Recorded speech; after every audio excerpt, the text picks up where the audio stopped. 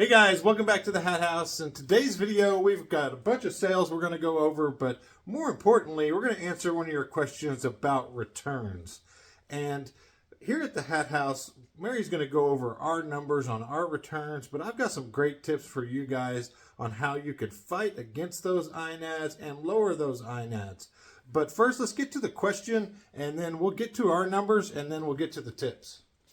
Okay, David G asks, is there anything more frustrating on those faded, discolored hats when the buyer receives it and either sends a message or opens a return for condition?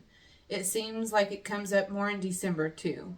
What does your returns look like, and do you have more with the lower condition hats, especially since you offer free returns?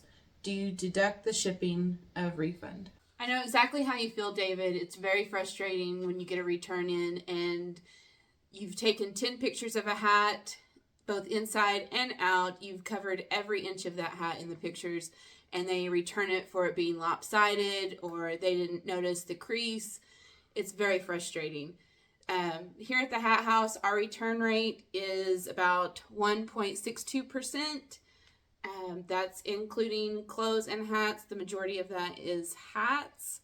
So every 100 items that we send out, we get back around 1 to 2 hats, and that's a pretty good return rate, I would say, on used clothing. We have that number had been higher. We've been up around the 2.5 to 3%, so getting it down to 1.62 has really been awesome for us. But what we really want to talk about is the INADs and how can we fight those, and how can we fight back with the customer and say, hey, I really did describe this correctly. What is our INAD percentage here at the Hat House? Our INAD percentage is 0.17%. We're in the green. It says the average, our peers are 0.47%, so we're doing pretty good. Before we get to our specific strategy on how we keep our INADs low, let's get to the Hat House, because this first hat up is worth the price of admission. All right, guys, first hat up is this New Orleans Saints hat, and this is why you need to hit the like button and you need to subscribe, because if you weren't watching the Hat House, you might have just sold this hat for $10, but this one went out for $40. I took an offer, had it priced around $70, and I wasn't ashamed to have it priced for that either, because this hat is by the Game. It's white, it's clean, and it's made in the USA by the Game. Snapback. Beautiful hat right here. Do not let these 3-bar, this is a 3-bar hat, do not let these 3-bar hats that are vintage go for $10. Don't price them for $20. Price them for $50, $60, $70, sometimes even more if you get a really great team. The Saints aren't just that desirable of a team, I would say, but still, stop pricing these hats around $10 to $20. This one went for $40. And it probably could have gotten for more if I would have waited, but here at the Hat House, I take decent offers. All right, next up was this Ralph Lauren Polo Jeans Company. This hat went for $25, and it sold in about 12 hours. Even had a little discoloration right here. But Polo Ralph Lauren jeans had the flag on it. Always, if it has any sort of flag on your hat, make sure you put that in your listing. It will get a lot of traffic just by having that flag on there. And $25 for this polo hat, I think, is a pretty fair price. They can be priced all over the map. So if you get a polo hat that's more than the regular pony hat, make sure you look them up and you price them accordingly.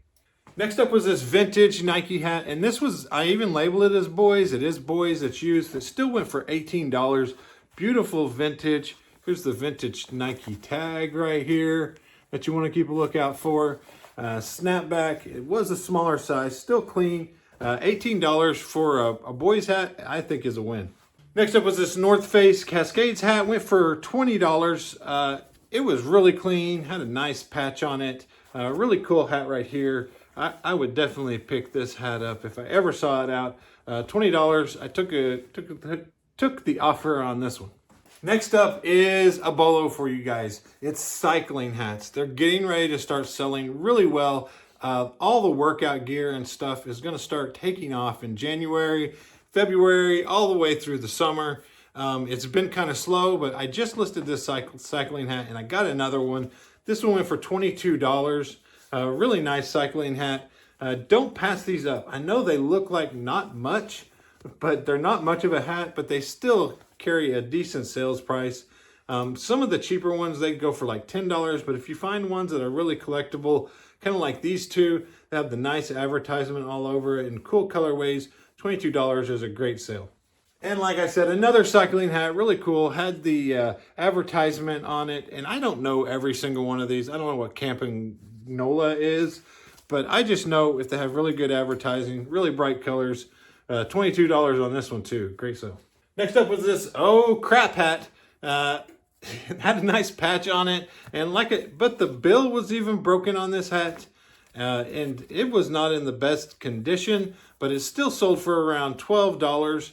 And the patch is really what sells them. This patch is probably worth that $12. And I might have actually made more money if I would have just taken the patch off and sold the patch for $12, and I could have sent it in a standard envelope. But sometimes it's just better just to get it listed and get it sold. And on these listings, just make sure you don't put the curse words in the listing. The policy on eBay is you got to use like an asterisk in between the H and the T. So make sure you're following the policy. Don't get a silly strike just for not doing that. Next up was a regular Nike golf hat. This is the logo you want to look for on Nike Golf. It's the older kind of logo, kind of the Tiger Woods style. This one sold for like $12. Next up was a Tampa Bay dad hat. Went for $7. It was a new era Tampa Bay hat. Next up are the type of hats I would encourage you not to pick up when you're out there. This one was even new. This was like Enable Midstream, and it just had like a company logo on it, and not a very popular company. This one went for $7. I would leave these behind. They usually just don't have that great of a sales price, and just kind of a generic hat. Next up was a USF Bulls. This one went for $13. Regular dad hat. It was a little bit older on this quality headwear tag, but I think it was more the color that made this hat sell. It was really cool, kind of gold color. Next up was this Puma hat. It went for $9. Another Puma dad hat. Just regular strap back, cool army green color. Next up was this Busch Gardens hat. It went out for $10. Just a regular Velcro strap back Busch Gardens. Next up was a UCF Knights hat. Went out for $10 as well. Just an older top of the world flex fit hat. And then a Seattle Seahawks went out for $10. Regular new era flex fit Seattle Seahawks. Pretty clean. They got a good deal on this hat. Next up was this Mountain Hardwear hat. It went for $8 and kind of disappointing. I think Mountain Hardwear is a pretty good brand.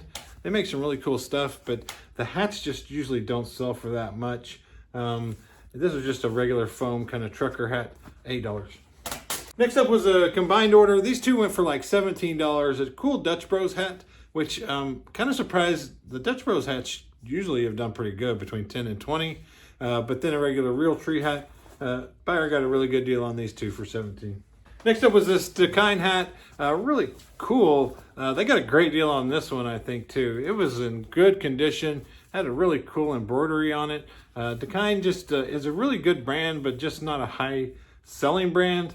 But cool hat right here. Next up was this Carhartt Chicago Cubs. They went for $19 and it was dirty. We did wash it. We tried to clean it up, but still it was just dirty. But you got to know that there's not many of these out there. And this collaboration with 47 brand and Carhartt, that it will still retain some value. So $20. If this was in excellent condition, I would definitely be in the 30 to 40 range. But I took the $19 since mine was pretty beat up.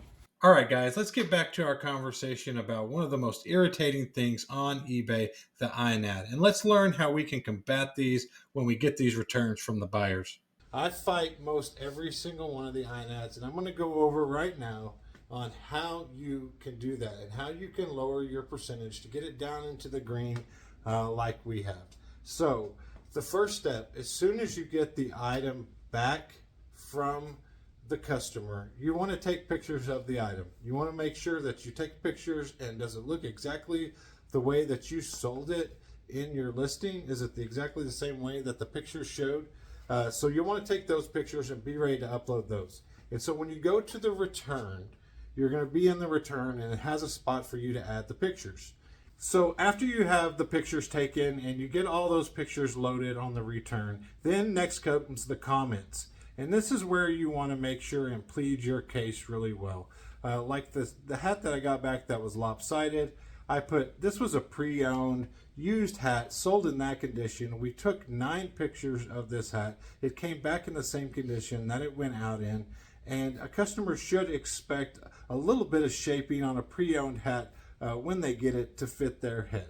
And then I make sure and plead my entire case in those comments, and then withhold the shipping when you return it. All right. And then you're going to hit the next button.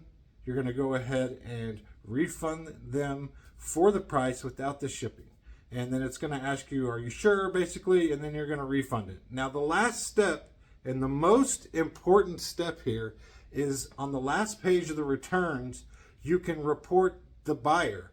Now, you want to go up and you want to hit report the buyer, and you want to put, I don't agree with the return reason. And then all I do here is I take the comments that I put in at the beginning about why I don't agree with it, and then I copy and I paste that into the report for the buyer. Now, at this point, you'll want to submit it, and then it will go to eBay. So now, if the customer calls eBay and they're like, hey, they didn't give me all my money back, they will be able to pull up your pictures and your report disputing what they said.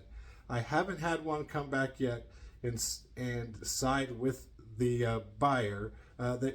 Most of the time they just go ahead and give that buyer their $5.95 back, and then they don't ding my account for anything, and they kind of just make us both happy at that point after we've both given the report. And that's how we've got our INAD returns down to 0.17%. Yeah. So it's really important to do that piece. Now, also it's important not to get too caught up in the INADs and let them make you too mad, because you have to have 10 INADs to even affect your account negatively and cost you more fees. But I'm like you guys. It makes me mad. I want to fight them. But we do still have one. So if it is bad, if I did mess up, we did mess up on one transaction, and I took it.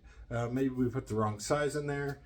Sometimes we put the wrong size, or one of them, a snap, actually broke after the customer got it, and I just took care of the customer. I took the return back. I gave them all their money back. It was my fault. If it's my fault, it's my fault. But just returning something and wanting the shipping back and just making up a return reason, I'm not going to go for that. And I hope you guys won't either. And I hope this really helps you guys. If you have any comments or have any other ways that you fight them, leave them down below. But I encourage you to use this method. All right, guys, I hope that really helps you out on the INAD front. But we do have a few sales left. Next up is a beautiful vintage soccer hat. Let's check it out. Next up was this Ireland World Cup soccer. It went out for $24. Nice vintage hat here. Buy Apparel One snapback. Beautiful little vintage hat. A little bit of shaping, and this one will look awesome. But the buyer got a good deal on this one. A nice vintage hat. Next up was this Nike Air Force hat. Had the Force spell out on it. Went for $10. Next up was a Toronto Maple Leafs. Just a regular strapback hat. Went out for $12. This one was just on the basic NHL tag. All right, here next one was the Brooklyn Dodgers. And any of these alternate retro logos, you can get a little bit more for them a lot of times. This one went for $17. Nice sell on a dad hat. Next up was this Orlando Magic. It went out for $9. Just a regular new era snapback Orlando Magic. Like I say, NBA hats just usually do not have that great of sales price. And this one didn't disappoint with $9.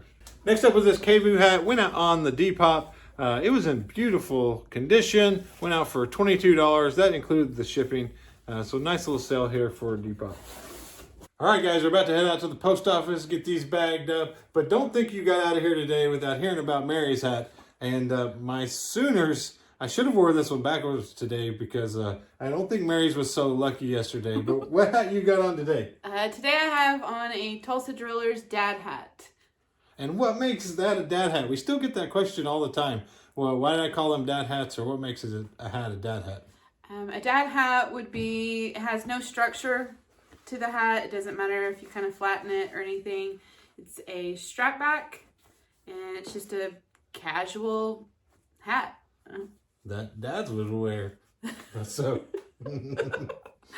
So until next time, like this video so we can reach more hat lovers like you.